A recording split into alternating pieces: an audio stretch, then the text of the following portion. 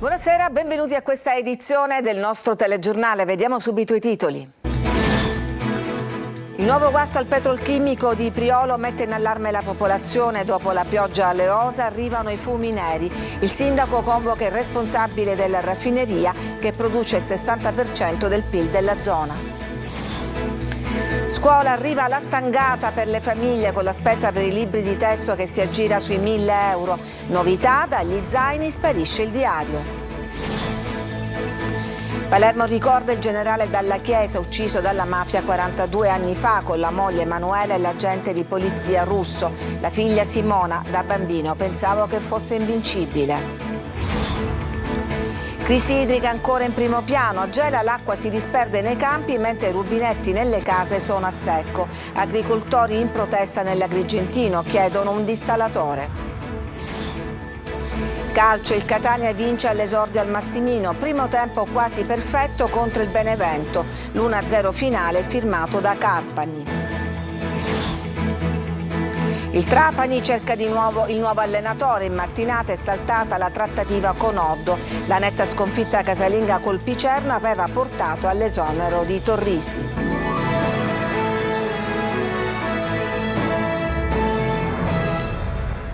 Ancora una pioggia di catrame e fumo nero dalla raffineria di Priolo. Il nuovo guasto all'ISAB mette in allarme la popolazione della zona. Sentiamo Luca Ciliberti.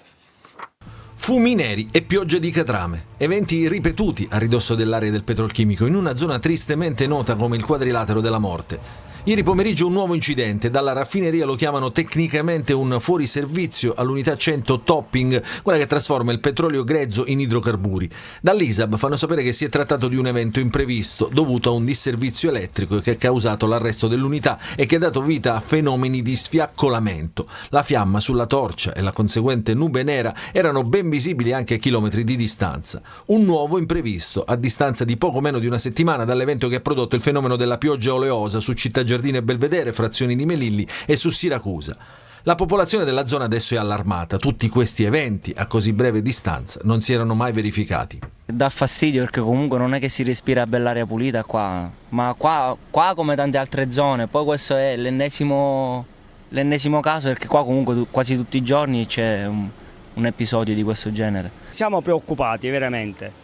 Spero che la sicurezza, la manutenzione sia sempre controllata da chi di dovere. Ci sono delle mattinate che non si respira e si fa fatica anche ad aprire le finestre da casa. Il polo petrolchimico qui è trainante, rilascia milioni di euro nelle casse delle amministrazioni comunali e in provincia di Siracusa. Il 60% del PIL è determinato dalla zona industriale con una disoccupazione di appena il 5%. Ma il silenzio accondiscendente di un'ampia parte del territorio certo non aiuta a fare chiarezza. Secondo me tutte le industrie inquinano, è chiaro, ma anzi che siamo un paradiso rispetto a tanti altri posti. Il sindaco di Melilli, Giuseppe Carta, adesso vuole vederci chiaro e ha chiesto un immediato e urgente incontro all'azienda, convocando il direttore generale di Goi Energy ISAB in municipio. In ballo c'è il tema della salute dei suoi concittadini, ma anche il futuro delle attività agricole e del loro indotto. Per il guasto del 26 agosto, la Procura di Siracusa ha avviato un procedimento penale per illecito amministrativo per reati di natura ambientale e ha disposto il sequestro probatorio dell'impianto, però senza fermarne l'attività al fine di non comprometterne i processi produttivi. Scuola, arriva la stangata per le famiglie con la spesa per i libri di testo e poi c'è la novità che dallo zaino dei liceali ormai scompare il vecchio diario. Tonino De Mana. Si avvicina la scuola e incombe un'altra stangata sulle famiglie. Libri, zaino, astucci, materiale di cartoleria, tablet. Presentarsi in classe con tutto il materiale occorrente costa sempre di più. Non si bada a spese però per soddisfare le richieste di figli o nipoti, magari con la promessa di un maggiore impegno tra i banchi. Mentre per la scuola primaria i libri di testo sono gratuiti, la situazione cambia per gli studenti più adulti con il diritto allo studio che rischia di trasformarsi in un lusso. La spesa maggiore sono i libri, perché sono stati aumentati ingiustificatamente secondo il mio punto di vista, perché se una fotografia viene sostituita cambia il codice, ma il libro rimane uguale, quindi è una spesa fatta in più. I libri veramente sono abbastanza costosi. È venuta anche la nonna per supportare economicamente? Sì, diciamo anche per piacere. Tra libri, corredo e ricambi, un ragazzo di prima media spenderà un totale di 1.108 euro, uno di primo liceo un totale di 1.362 euro. Si devono aggiungere poi i prodotti tecnologici utili alla didattica che fanno registrare un aumento dell'8%. Nello zaino dei liceali trova sempre meno posto il diario. I segreti del caro diario anche loro in soffitta. I segreti resteranno fra le note del telefono ormai, perché i diari non più, oppure nei banchi che si scrivevano e poi si cancellavano per non far vedere ai professori che stavamo scrivendo nei banchi, oppure nei muri scritti piccoli. Ma il destinatario riusciva a leggerli? Non penso proprio. Magari le scriviamo nei quaderni o nei quaderni dei nostri compagni per nasconderlo, per non farci capire che magari siamo noi. Il vecchio caro diario è stato mandato in soffitta dal registro elettronico, che non potrà conservare però emozioni, disegni e ricordi degli anni più belli. Ricordato a Palermo il generale Dalla Chiesa, prefetto ucciso dalla mafia 42 anni fa con la moglie Emanuela e l'agente russo. Alla cerimonia anche il ministro Piantedosi. La figlia Simona dice è stato lasciato solo. Marco Cullà.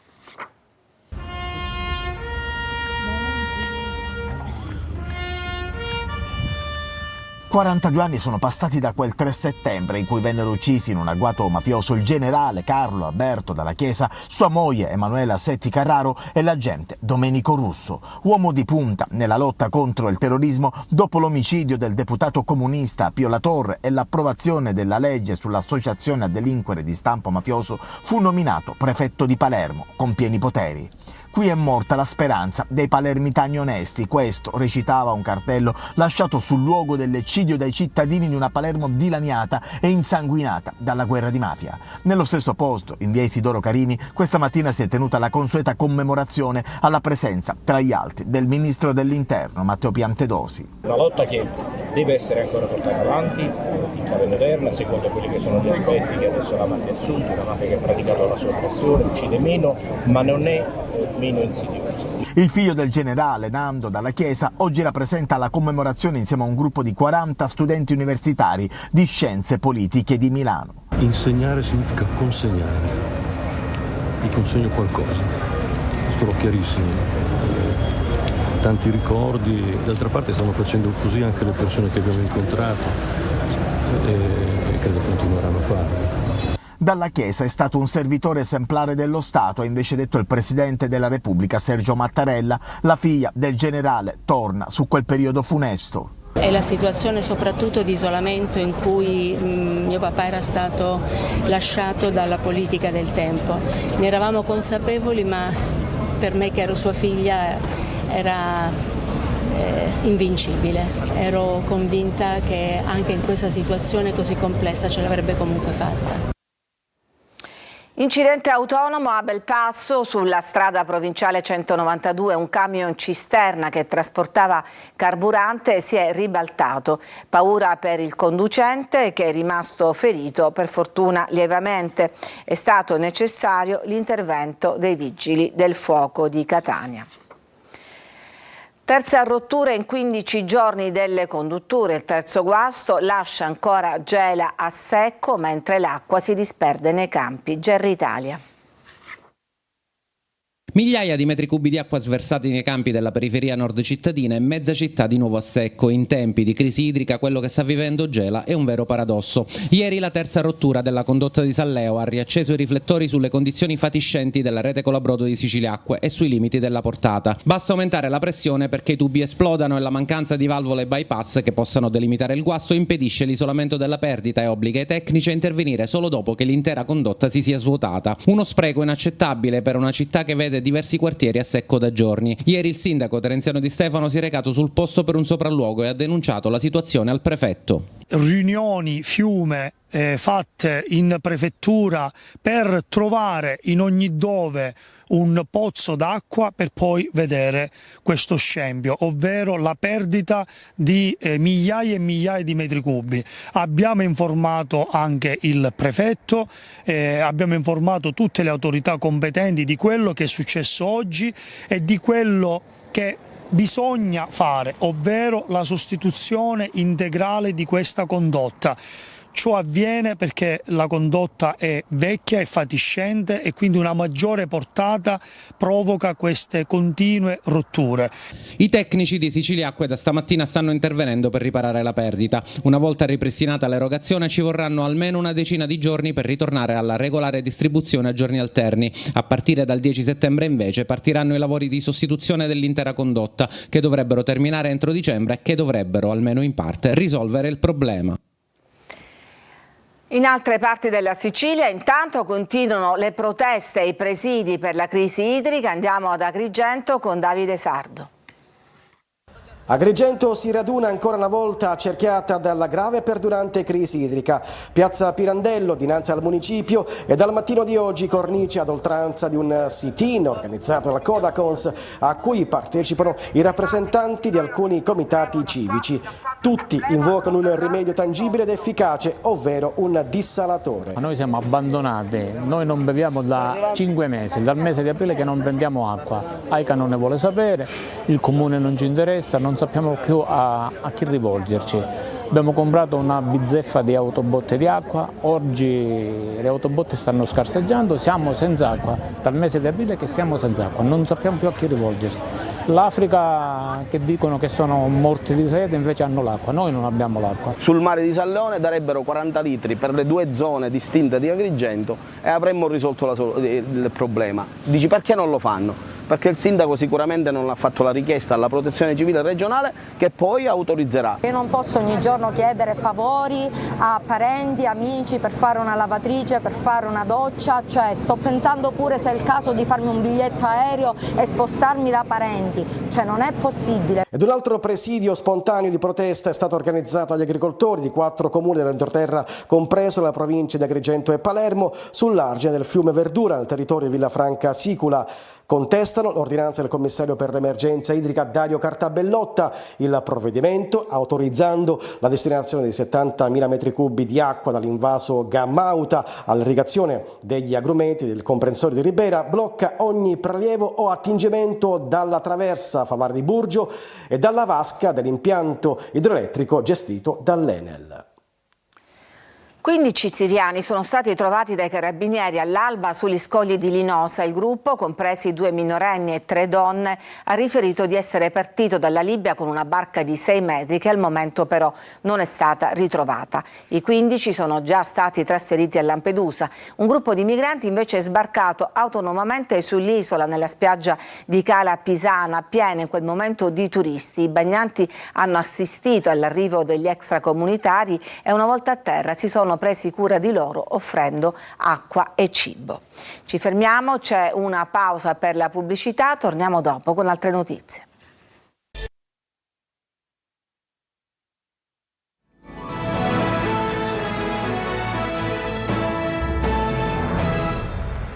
Messina è una delle città più virtuose per la raccolta dei rifiuti differenziati. L'obiettivo adesso è arrivare addirittura al 65%. Francesco Triolo. L'ultimo cassonetto è stato rimosso nel maggio 2021 e da quando è stata attivata in tutta la città la differenziata con il porta a porta ha fatto alzare notevolmente la percentuale di raccolta a Messina, una delle città più virtuose. L'ultimo dato ufficiale, quello relativo a febbraio 2024, porta la raccolta differenziata in città al 58%, un risultato considerato di rilievo perché nell'arco di un anno si è riusciti ad abbattere circa 300 tonnellate di rifiuti. Qual è il segreto di Messina? Il segreto di Messina è stato sicuramente essere determinati nel portare avanti questo progetto. È stato difficile convincere i messinesi? È stato difficile all'inizio, oggi lo è un po' meno, oggi probabilmente è molto più difficile cercare di redimere determinati atteggiamenti, e mi riferisco soprattutto a quello degli abbandoni che ancora purtroppo persistono in città.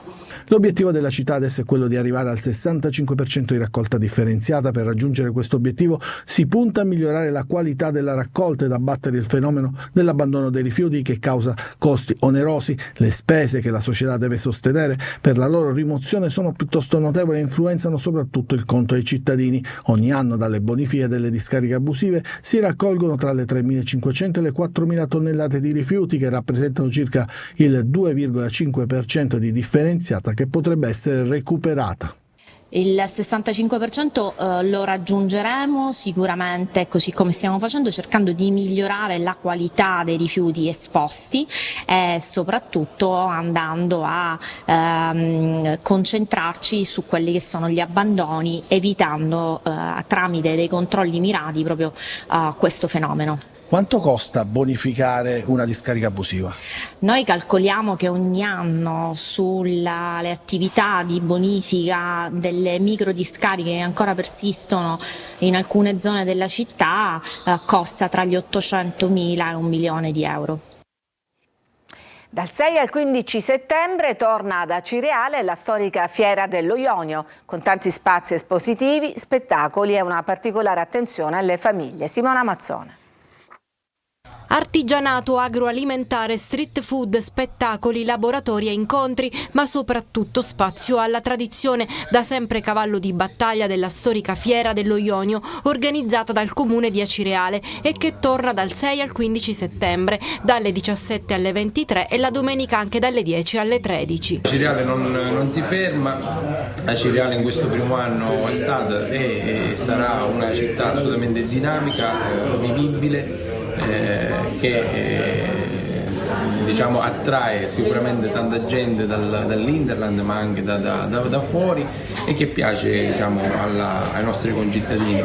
Una delle più antiche e importanti fiere siciliane, nata nel 1932 in prosecuzione della Fiera Franca di Santa Venera, ogni edizione si arricchisce sempre di più. Quest'anno, oltre agli stand espositivi, ci saranno numerose attività e laboratori per bambini con grande attenzione per le famiglie. Ci saranno appunto diversi laboratori, dai mascheroni in argilla alla creazione dei pupi siciliani, che in realtà viene proposto ogni anno, a un'animazione specifica dedicata ai bambini. Ci sarà la domenica 15 la prima edizione di una caccia al tesoro a cura del CSI e la domenica 15 avremo anche dei gonfiabili. La Fiera dello Ionio sarà allestita lungo le vie principali del centro storico di Acireale, in Corso Umberto e Corso Savoia fino a Piazza Duomo. L'inaugurazione è in programma il 6 settembre alle ore 18. L'avvio avverrà attraverso una porta in cartapesta realizzata dagli artisti del Carnevale.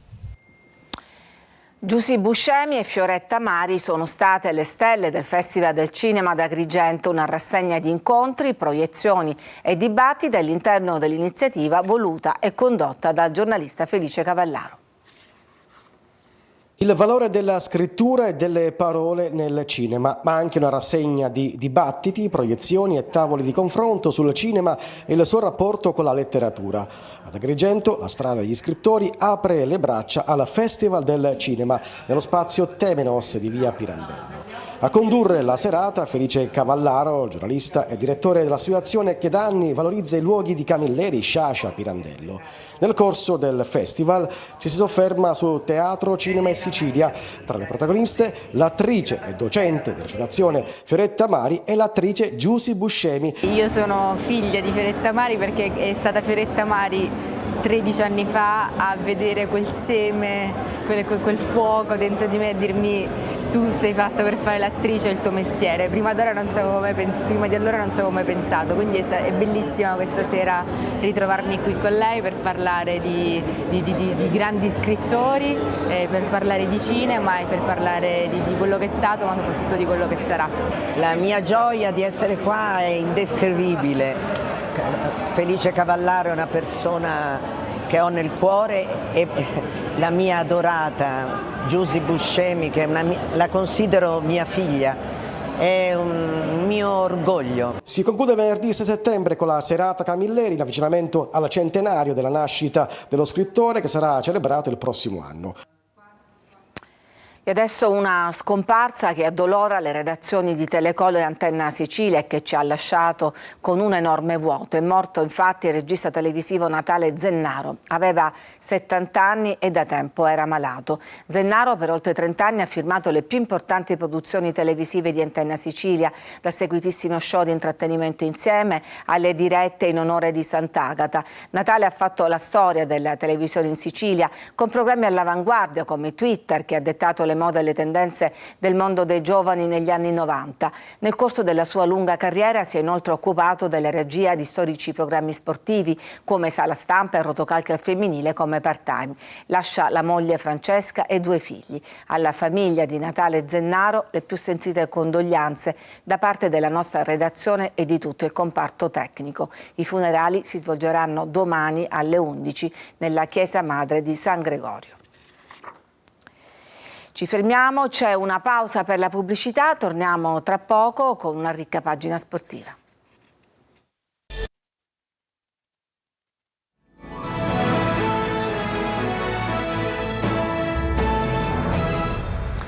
Il Catania vince all'esordio al Massimino, primo tempo quasi perfetto contro il Benevento, l'1-0 finale è siglato da Carpani. Marco Carli. L'importanza di essere squadra, questo ha detto la partita del Catania con il Benevento, il gruppo cementato forse anche da un'estate difficile e granitico. Ma quando c'è lo spirito giusto, chi metti la prestazione la fa.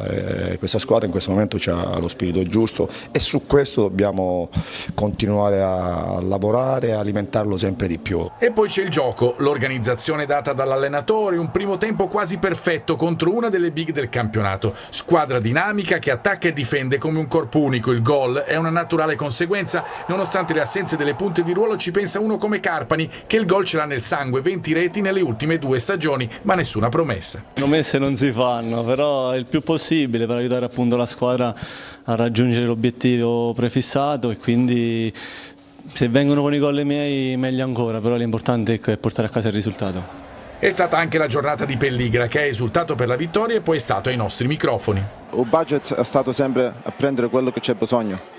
Vincenzo Crella con Mac e il nostro direttore hanno visto quello che c'era bisogno e hanno messo i giocatori giusti. Il secondo tempo è stato più difficile, il salvataggio di Sturaro sulla linea ne è il simbolo. Guglielmotti, che ha impressionato tutti nella prima frazione, chiude con una battuta. Sono contento di come è andata, il grosso problema è che c'è da durare 90 minuti, no?